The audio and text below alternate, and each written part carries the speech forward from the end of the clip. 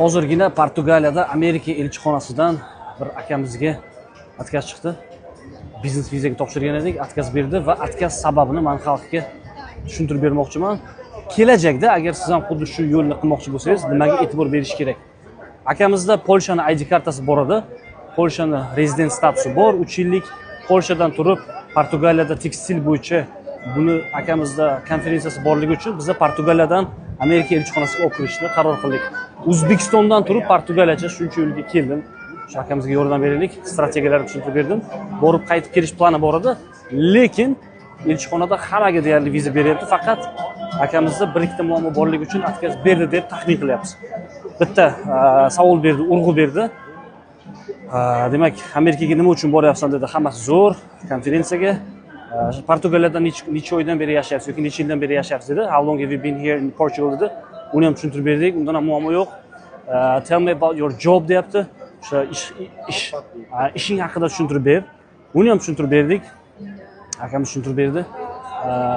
Keyin aynan nima ish qilasiz deb tushuntirib berdi. Ya'ni savol berdi. Buni ham tushuntirib berdi.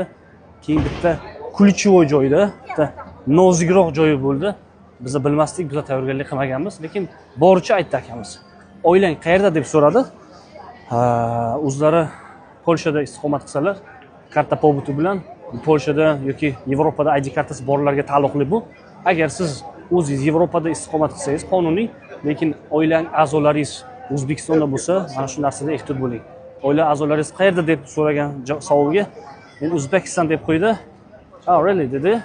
Keyin tiqir kompyuterga yozdi. Oh, I'm sorry dedi. Hozir viza bera olmayman deb afsuski отказ berdi. Kelajakda mana shunaqa momentlarga o'ta ehtiyot bo'lish kerak.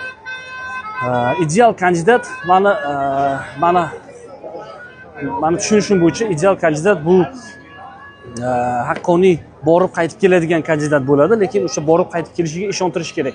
Ishontirish uchun uni faktorlari bor. Bitta faktori bu albatta uni qaytib kelishiga uni oilasi turtki bo'ladi.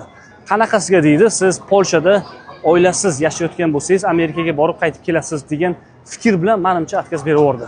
Bunaqa откаzni o'zi ko'plar chiqarmaydi, lekin xalqning manfaati uchun chiqaryapman. Kelajakda bilib qo'yish zarar qilmaydi.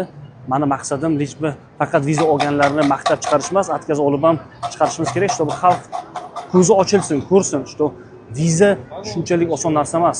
Faktorlari, amallarni, nima deydi, nyuanslarini to'g'rilab chiqish kerak. Inshaalloh videoni tarqatib qo'yinglar. Kelajakda kimdir Amerika elchixonasiga Yevropadan kiraman desa, har bitta pouchkasi bo'lsa tayyorgarlik qilsin. Assalomu alaykum va rahmatulloh.